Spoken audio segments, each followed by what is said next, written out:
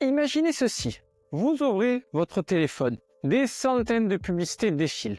La plupart sont ignorées, mais une attire votre attention.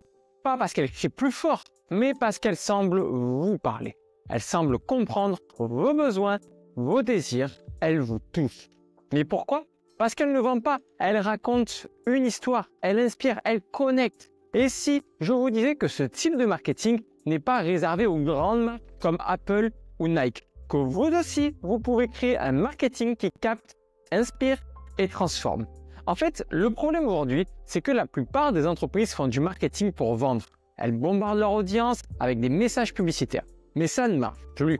Nous vivons dans un monde saturé. Les consommateurs ne veulent plus être manipulés ou pressés à acheter. Ils cherchent à être compris. C'est là, en fait, qu'intervient Seth Godin. C'est l'un des plus grands visionnaires du marketing moderne. Il redéfinit le marketing comme un art, pas une tactique. Un art pour servir, transformer et connecter.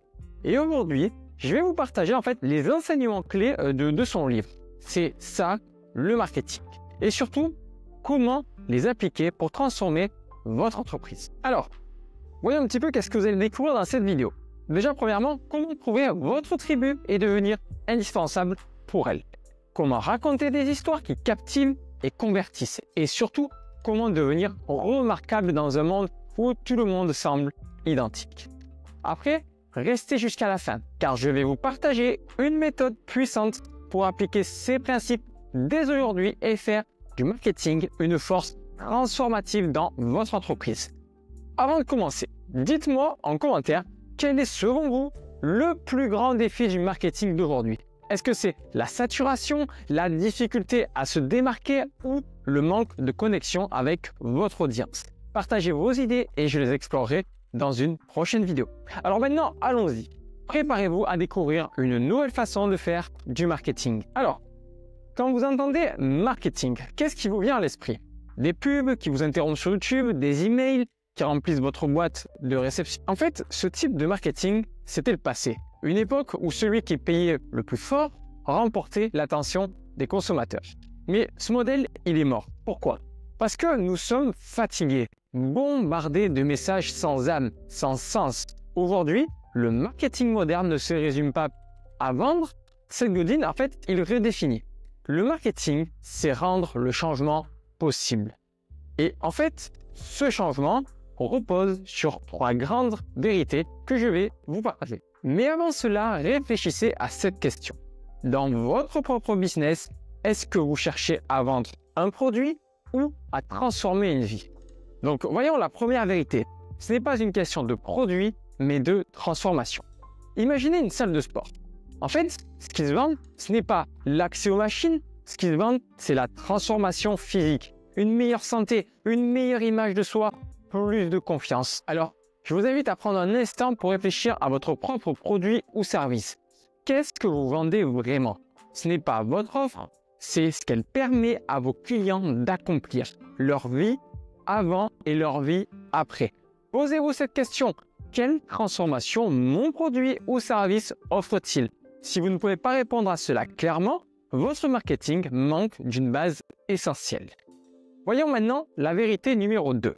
Ce n'est pas une question de crier plus fort, mais de comprendre mieux. Regardez autour de vous. Combien d'entreprises passent leur temps à hurler? Achetez chez nous, nous sommes les meilleurs. Mais la vérité, c'est que ce bruit est ignoré. Mais alors pourquoi? Parce que ce n'est pas pertinent. Les entreprises qui réussissent aujourd'hui ne parlent pas plus fort, elles parlent mieux. Elles écoutent d'abord. Comprendre profondément vos clients, en fait, c'est la clé. Cela signifie écouter leurs peurs, leurs frustrations et leurs aspirations. Et pour ça, Seth Godin, il dit « Le marketing moderne, c'est comprendre votre audience mieux qu'elle ne se comprend elle-même. » Et c'est là que tout commence. Voici une action concrète qu'on peut mettre en place. Prenez en fait votre prochain appel client ou votre prochaine interaction avec un prospect et posez-lui une question simple. Qu'est-ce qui vous empêche de dormir la nuit? Et les réponses que vous obtiendrez seront les fondations de votre marketing. La vérité numéro 3. Ce n'est pas une question de manipulation, mais de service. Pendant trop longtemps, le marketing, en fait, il a été associé à la manipulation. Créer un faux sentiment d'urgence. Utiliser la peur pour vendre. Mais ce temps est révolu. Le marketing moderne repose sur une autre philosophie, servir au lieu de manipuler. Imaginez que vous êtes un coach pour entrepreneurs. Vous ne cherchez pas à convaincre à acheter votre programme, vous montrez comment leur vie sera différente, plus stable, plus épanouissante grâce à votre accompagnement. Vous servez leur vision et pas la vôtre. Et pour ça, par exemple, on pourrait prendre l'exemple de Tesla. Tesla, en fait, ils ne vendent pas des voitures électriques, ils vendent une place dans une révolution énergétique. Conduire une Tesla, ce n'est pas juste se déplacer d'un point A à un point B, c'est devenir un vrai pionnier, un acteur du futur. Chaque client Tesla se sent partie intégrante d'une mission plus grande que lui. Après, un deuxième exemple, on pourrait prendre Patagonia. C'est une marque de vêtements, une mission avant tout. Patagonia dit, n'achetez pas notre produit si vous n'en avez pas besoin. Et en fait, qui fait ça dans le marketing classique? Personne. Parce qu'en fait, leur mission de durabilité parle à une tribu précise. Les consommateurs qui valorisent l'environnement et veulent faire des choix responsables. Le résultat, c'est qu'en fait, il y a une vraie tribu fidèle et engagée qui dépense dans cette entreprise. Donc, en troisième exemple, on peut prendre votre propre entreprise. Prenons un cas plus proche. Imaginez que vous êtes, par exemple, un consultant freelance. Ce que vous vendez, ce n'est pas 1 heure de votre temps, ce n'est pas juste 1 heure de consultation. Ce que vous vendez, c'est la clarté que vous apportez à vos clients. La transformation pourrait être une entreprise qui double son chiffre d'affaires grâce à une stratégie claire que vous avez conçue. Je vais vous donner un exercice simple mais puissant. Prenez une feuille de papier et écrivez 3 colonnes, ok? Donc, dans la première colonne, vous allez noter « problème de mes clients ». Après, dans la deuxième, vous allez marquer « transformation que j'apporte ». Et dans la troisième, « comment puis-je mieux les servir ». Prenez 15 minutes pour répondre à ces questions. Ce que vous écrirez pourrait transformer votre approche marketing. Pourquoi? Parce que vous ne vendez plus, vous servirez. Nous venons de voir pourquoi le marketing moderne change tout et comment vous pouvez transformer votre approche. Mais il reste une question cruciale. À qui parlez-vous vraiment? Qui est votre audience? Dans la prochaine partie, on va plonger dans l'art de trouver votre tribu et de devenir indispensable pour elle. Imaginez une marque qui rassemble des millions de personnes à travers le monde. Non pas parce qu'elle leur vend un produit, mais parce qu'elle leur donne un sens d'appartenance. Pensez à Harley-Davidson. Leur succès ne repose pas uniquement sur la qualité de leur moto, il repose sur leur capacité à unir une tribu de personnes partageant les mêmes valeurs. La liberté, l'aventure et l'audace. Harley-Davidson est devenue plus qu'une marque. C'est une identité. C'est cela, une tribu. Seth Godin définit une tribu comme un groupe de personnes partageant des frustrations, des rêves et des valeurs communes. Votre rôle, en fait, en tant que marketeur, ce n'est pas de parler à tout le monde, c'est de devenir le leader d'une petite tribu spécifique et de leur montrer un chemin clair. Alors, posez-vous cette question. À qui voulez-vous parler et comment pouvez-vous les guider? Maintenant, voyons un petit peu comment on peut identifier cette tribu en profondeur. Déjà, la première étape, ça va être de plonger dans leur douleur et frustration. Une tribu, c'est avant tout un groupe de personnes unies par une frustration commune. Et si vous voulez captiver leur attention, vous devez comprendre leur douleur mieux qu'eux-mêmes. Prenons un exemple concret. Imaginez que vous êtes un coach business. Vos clients pourraient dire « je veux augmenter mon chiffre d'affaires ». Mais en fait, leur douleur réelle, c'est peut-être la peur de perdre leur entreprise, le stress de ne pas avoir de stabilité financière. Donc voici une technique puissante. Listez 3 à 5 douleurs spécifiques que votre audience pourrait ressentir. Allez plus loin que les réponses évidentes, bien sûr. Parlez avec vos clients ou prospects et posez des questions comme par exemple « qu'est-ce qui vous empêche de dormir la nuit ?» ou alors « si vous aviez une baguette magique, que changeriez-vous immédiatement ?» Ces réponses deviendront donc la base de votre marketing. Après, la deuxième étape, ça va être d'identifier leurs désirs et aspirations. Les douleurs motivent, mais ce sont les désirs qui poussent à l'action. Votre tribu n'achète pas seulement pour éviter une douleur, elle n'achète pour accomplir un rêve ou atteindre un résultat. Par exemple, une personne cherchant à perdre du poids ne veut pas juste maigrir, elle veut se sentir confiante, courir un marathon ou retrouver l'énergie nécessaire pour jouer avec ses enfants. Alors voici une action concrète. Prenez un moment pour imaginer le futur parfait de votre client idéal.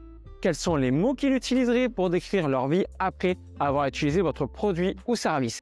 Intégrez ces mots dans vos messages marketing. Maintenant qu'on a réussi à identifier notre tribu, on va voir comment créer un message magnétique.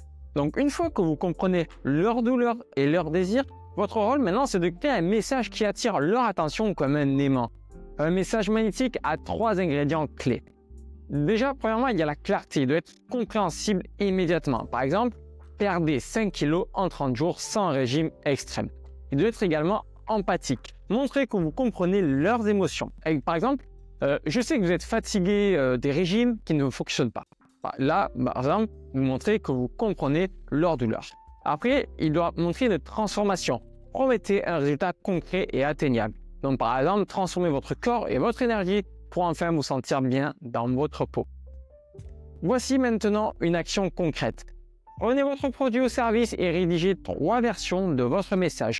Essayez des formulations différentes et testez-les auprès de vos clients ou sur vos réseaux sociaux, qui est un excellent outil afin de pouvoir tester différents messages pour voir ce qui résonne le plus avec votre tribu. Maintenant, voyons pourquoi une tribu fidèle vaut plus qu'un grand public. Plongez dans l'impact à long terme d'une tribu engagée. C'est avoir une tribu fidèle. Ok, une tribu fidèle, c'est bien plus puissant que de parler à tout le monde. Ne l'oubliez pas. Pourquoi? Parce qu'en fait, une tribu transforme vos clients en ambassadeurs. Pour ça, j'ai pris 3 exemples concrets. Le premier, c'est Tesla. Elon Musk a compris qu'en fait, le futur de l'énergie propre dépendrait des pionniers, ceux qui osent être les premiers à adopter une technologie. En ciblant cette tribu spécifique, Tesla a construit une communauté de passionnés qui parlent de la marque comme une révolution. On va prendre également Patagonia, qu'on a cité tout à l'heure. Leur message « Achetez moins, mais mieux », en fait, ça va attirer une tribu de consommateurs éco-responsables prêts à payer plus cher pour des valeurs alignées sur les leurs. Et reprenons un petit peu, par exemple, votre business. Imaginez que si jamais vous êtes un consultant en gestion de carrière, votre tribu pourrait être des professionnels ambitieux qui se sentent coincés dans leur emploi actuel. En leur offrant une vision claire et des outils concrets, vous devenez donc la clé de leur transformation.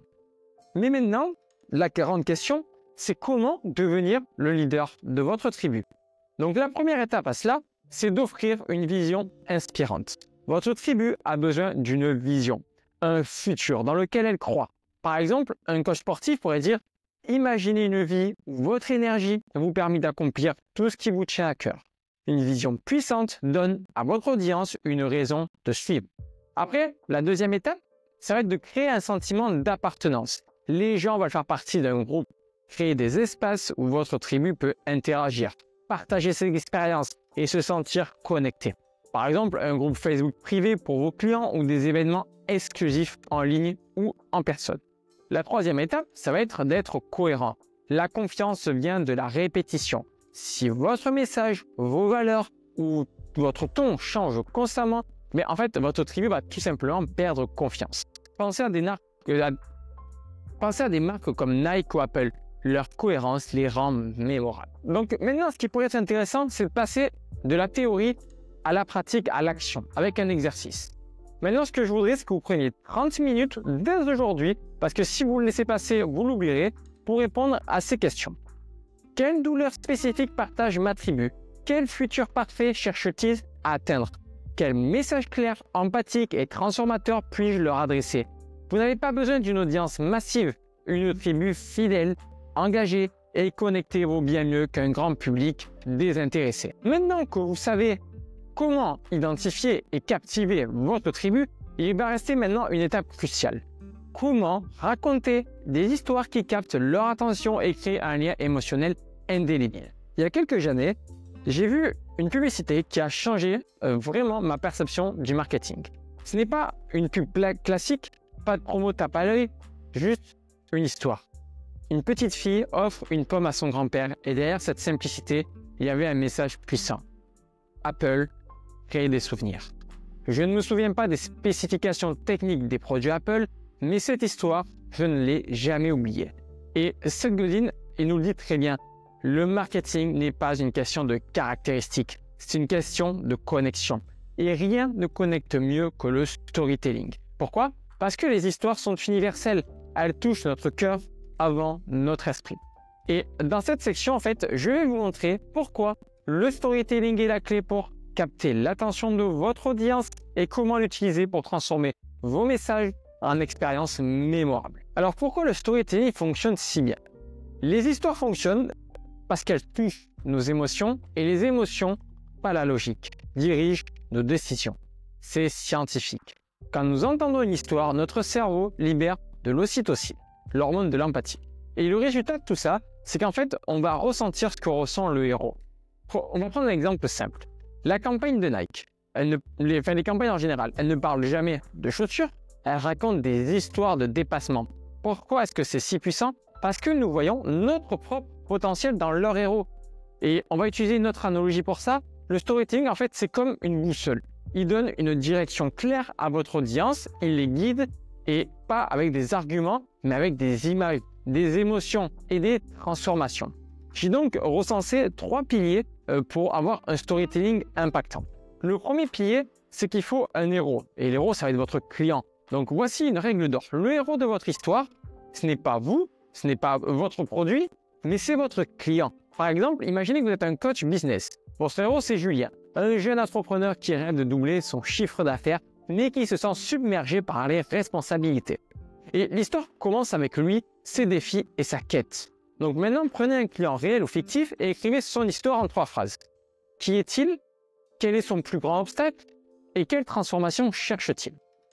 Après, le deuxième pilier, ça va être un défi, un problème à résoudre. Un bon storytelling met toujours en lumière un défi. Sans défi, pas d'histoire. Pourquoi?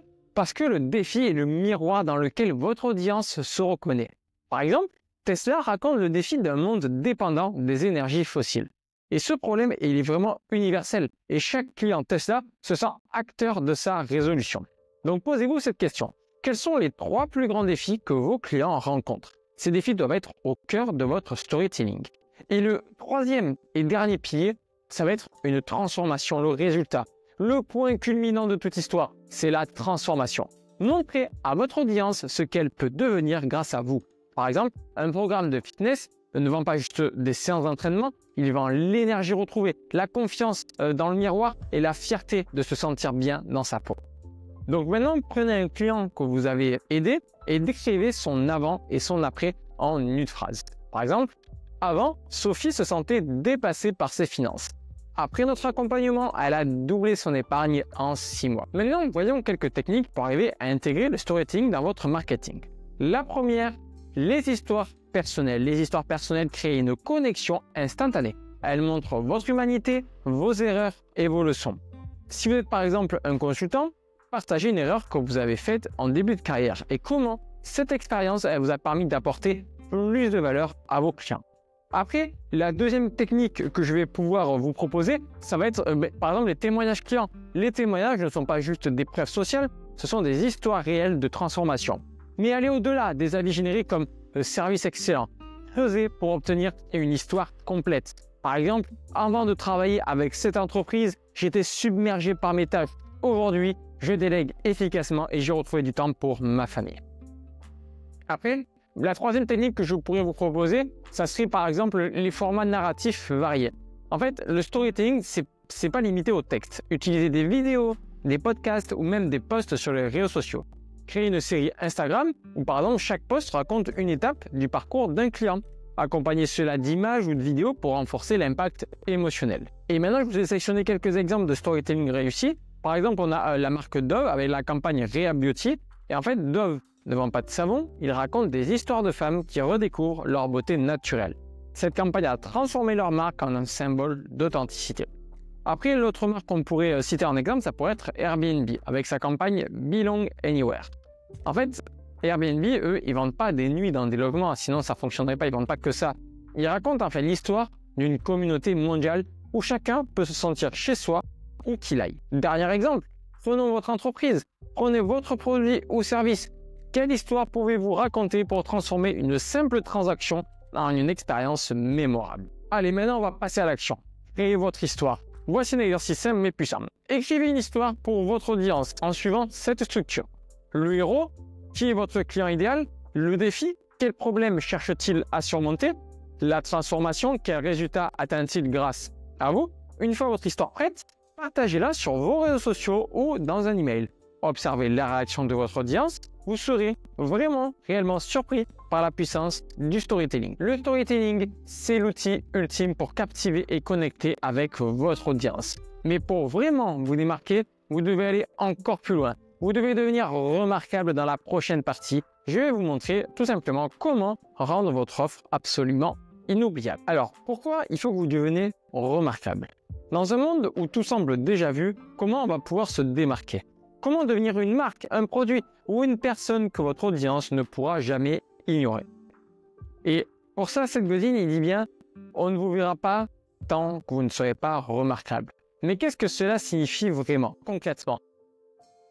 Être remarquable, ce n'est pas être parfait, ce n'est pas créer plus fort, c'est offrir quelque chose de différent, quelque chose qui capte l'attention parce que cela a un sens profond pour une audience précise.